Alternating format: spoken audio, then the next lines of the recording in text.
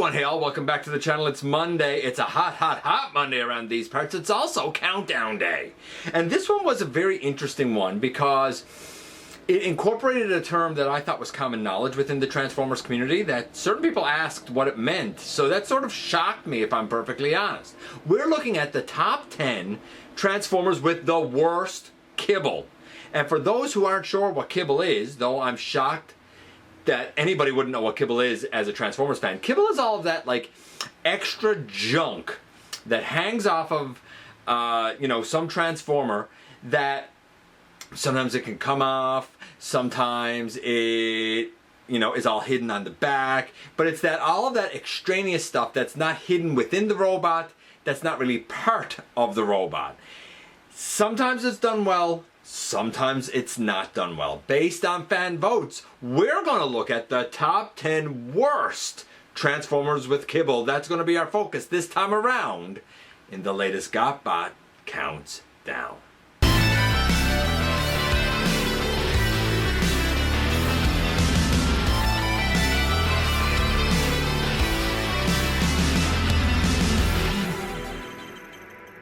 Hey one, hey all, welcome back to the channel. I'm your host, your most humble of hosts, Dennis Moulton, aka GotBot. As always, man, please like, comment, share, of course, subscribe, and while you're at it, light 'em up, baby. That's right, hit that notification bell, please. It helps me out a ton. It lets you know when content of all sorts goes up here on the channel. Check out Machinery of Man, The Everything Factor, all the groups that I'm either a mod or an admin for, as well as all of my social media links. All that in the description down below. Also in the description down below. And if you're in a position to help the channel to grow, you can use the donate link. You can check us out on Patreon. You can see what we have to offer to you through spring. Or, of course, you can hit the join button right here on YouTube and become a channel member. And as I said, today is very, very hot here. If I end up stumbling over my words a little bit, I apologize now. This, as voted on by fans all across social media, is going to be the top 10 Transformers who have the worst kibble, right? It might be a backpack, it might be on arms, it might be on legs, it might be on all of it. But kibble is all of those like vehicle parts that kind of just hang there, and you're thinking to yourself and scratching your head and saying, couldn't they have incorporated that a bit better than what they did? And there's a lot of them. But of course, only 10 can make the list. Before we get to the list, we're going to do our honorable mentions first. And there are 3 honorable mentions this time around. First of all is Chug Silverbolt. I have to be honest, the Classics Universe Silverbolt, I assume that's what that was referring to. I don't know it. I don't know if there is kibble on it. I've never handled it. I've never seen it. I have no idea. If it didn't combine, honestly, I wasn't really that interested. If we are talking about the Combiner Wars iteration of Silverbolt, then quite possibly that could be a reference to like the entire nose cone down on his back and the wings kind of just stuck out on the back. So certainly possibilities. If we're talking about the Beast Wars Silverbolt, great offering, but there is a section of his body, the section that has the wings, that really sticks off kind of far. That would be kibble. We also have Classics Megatron, what with his big wings that fold around his entire body to give us like that Nerf style blaster that he turns into. And Big Convoy covered in kibble. Great robot, but there's like mammoth, is that what he is? A mammoth, a mastodon, a woolly a big furry elephant, I don't know, whatever he is. All of his parts, I'm pretty sure it's a mammoth, a woolly mammoth. All of his parts are just hanging there, not really hidden away. All of his stuff just sort of like, his animal body just sort of explodes into a robot, if you will. So none of those made the actual list. We're going to do as we always do. We're going to kick things off with number 10 first, but take note that our number 10 is a really strange one that honestly I was on 2 minds about disqualifying for the list. Nevertheless, let's go and do as we always do. And as I said before, kick things off with number 10 first. Number 10 is a very general vote, but it had enough to make the list, and it's any version of this guy. That's right, baby, Optimus Prime. And it wasn't specified by a lot of people when they said Optimus Prime, though there are some who said like Classics Optimus or something. But when I would question the votes that came for Optimus Prime, what I got was, you know, like the original G1, the Power Master Optimus Prime, the original.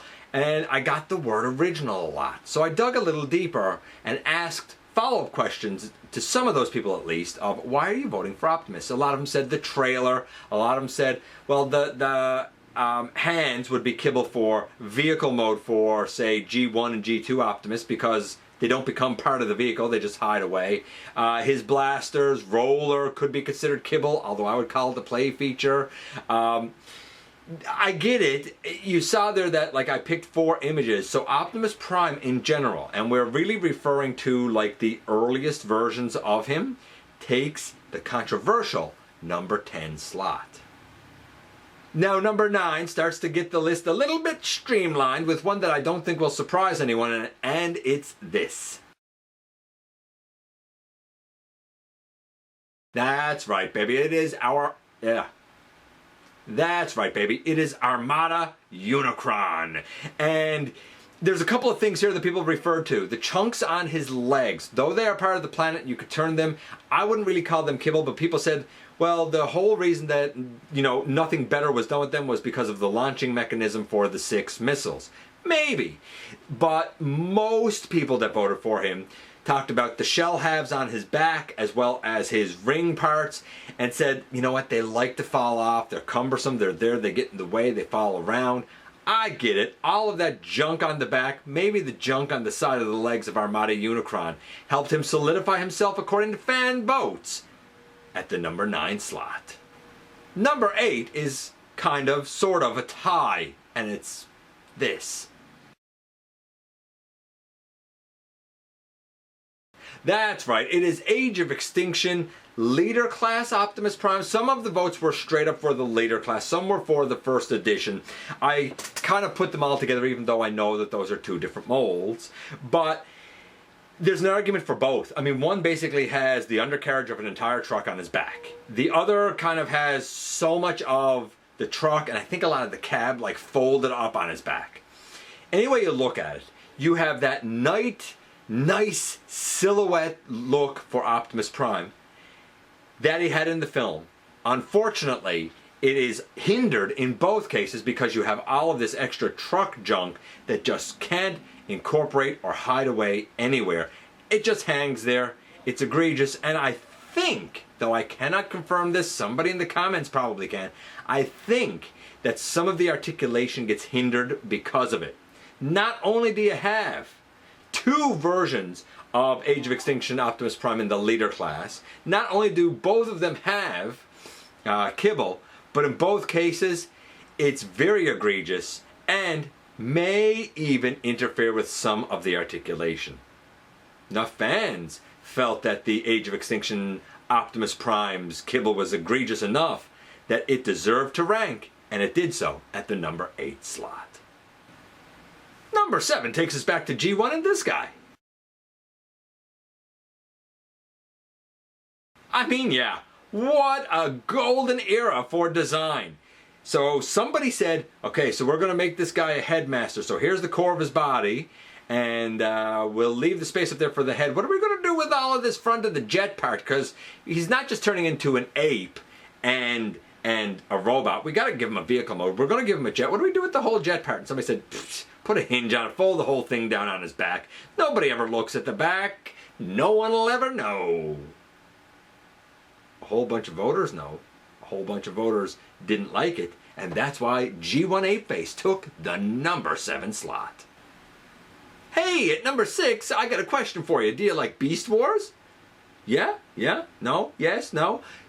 Do you like Beast Wars Neo? That's a bit of a different question. Do you know Beast Wars Neo?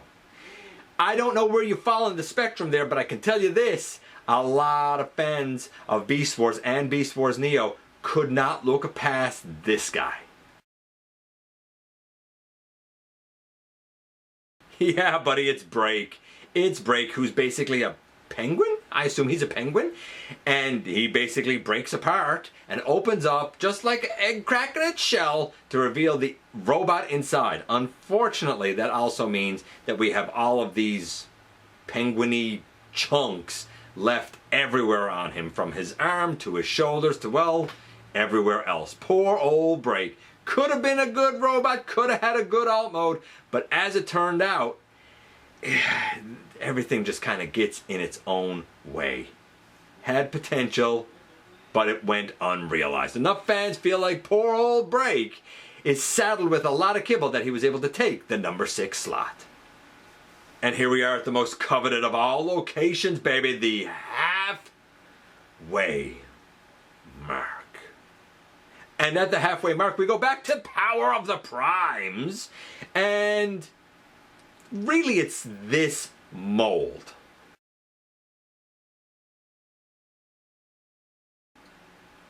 Yeah, that's right. I showed it with Nova Star, or Firestar, if you will. And it's really the Power of the Primes Fembot mold. A lot of people voted for some version thereof. Like, some said Nova Star, some said Moon Racer, some said Lancer. So I said, you know what? We're just going to put them all together, right? Because they're essentially all the same mold. And I get what people are voting for when they vote for this mold, and why you have to vote for the mold in general, because all of them have the same kibble. Whether we're talking about the big hand thing that goes on the front and kind of gives like a pregnant belly, because that's how I saw it, or whether we talk about the front tires and the whole front of the car that folds up on the back, maybe the 2 tires fold back and you left the like nose piece of the car down as like a back skirt or something. There's a lot of chunks here that did not get incorporated into the more feminine svelte body type of these fembots. For right or wrong, the robots look great, the vehicles look okay, but all of the extra bits, they definitely put a hamper on it. Doesn't bother me as much as it bothers other people, but I can't deny, especially when you put the like hand-foot thing on the front and fold everything up on her back, those skinny, scrawny little legs just don't seem right with all that extra bulk. Poor old Power of the Primes fembots. They waited a lifetime to get some decent offerings, and a lot of fans look at those ones and say, yeah, you coulda, shoulda, woulda done better if you'd found a way to incorporate those parts. I can't disagree, and that mold takes the number 5 slot. For number 4, we're going to zip over to Unicron Trilogy and this guy. Armada Sideswipe. I mean, it's so weird. Basically, you have like half the car on his legs and half the car that is his legs, but then you have the hood of the car that's really his entire arm. I get it, you turn it around, he has 4 arms and a hand. But if you essentially look at the outside of the forearm or the back of the arm, it's really just the hood. Nothing is done, nothing is folded, nothing is hidden away. It's extremely obvious where all of the car falls on that guy. Tons of kibble, top to bottom, and he took the number 4 slot. Hey man, why don't we have more Transformers that turn into a boat?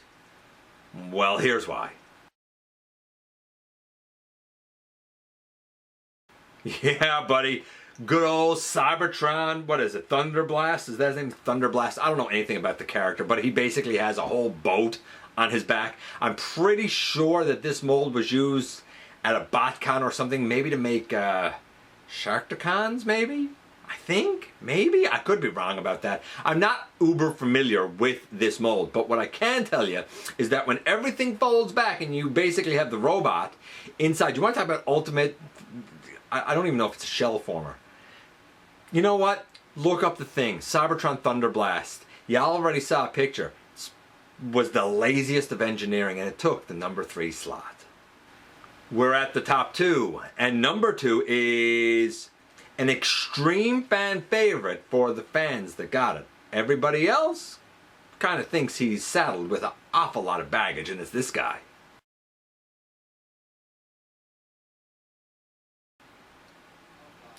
HasLab Unicron. I said it before, and I'm going to say it again.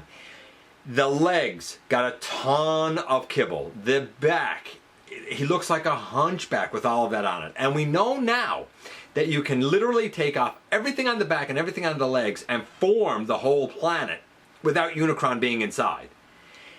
When the robot doesn't need the alt mode, when the alt mode doesn't at all really need the robot, it's hard to call it a high quality transformer. It's not transforming, it's just peeling back the layers of an onion to reveal what's inside.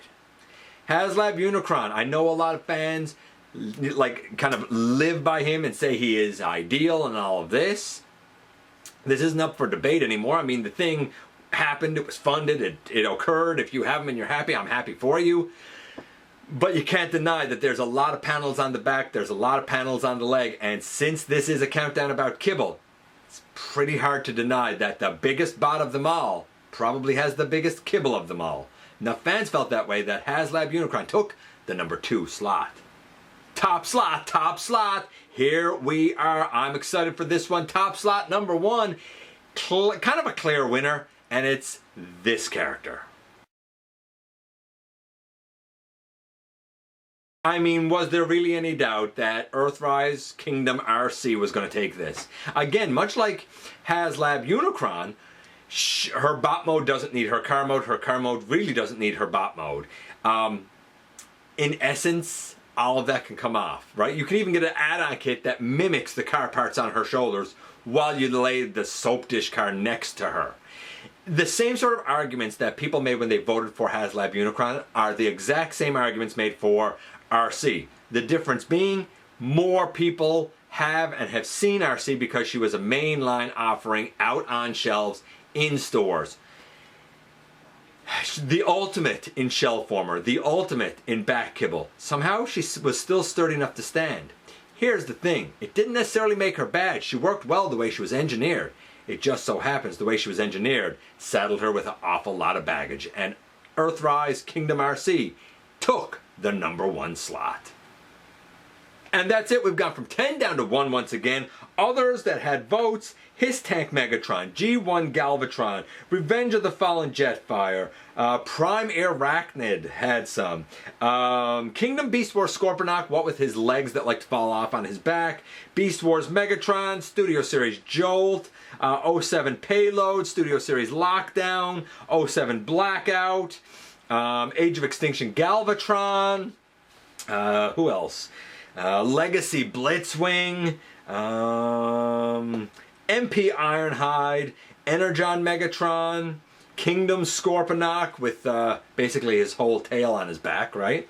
Who else? Cybertron Optimus Prime, Beast War Silverbolt, Energon Optimus Prime, Siege Soundwave, which I found interesting, Siege Shockwave, because of all of the extra junk that comes with him that's completely unnecessary, 07 Bay Voyager Optimus Prime, Beast Wars Rampage, Beast Wars Depth Charge. I thought for sure Depth Charge and Rampage were both going to be on this. They weren't, shockingly.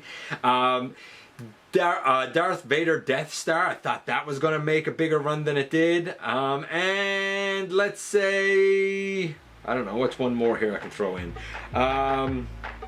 Robots in Disguise Prowl. That and even more made the voting. 10 made the list. I don't know if it was the right 10, but it was certainly the most popular 10 based on fan votes. I appreciate you guys coming by, giving me some of your extremely valuable time. I do know how important it is to you. If you're in a position to help the channel to grow, you can use the donate link. You can check us out on Patreon. You can see what we have to offer to you through spring. Or of course you can hit the join button right here on YouTube and become a channel member. Don't forget to hit the subscribe button, and especially don't forget that somehow, some way, each and every single day, you right there, you do make a difference. And I look forward to the next time that you and I get together to have another visit, either in the live streams on Thursday nights at the stop motion premieres, or the old fashioned way right here inside the videos.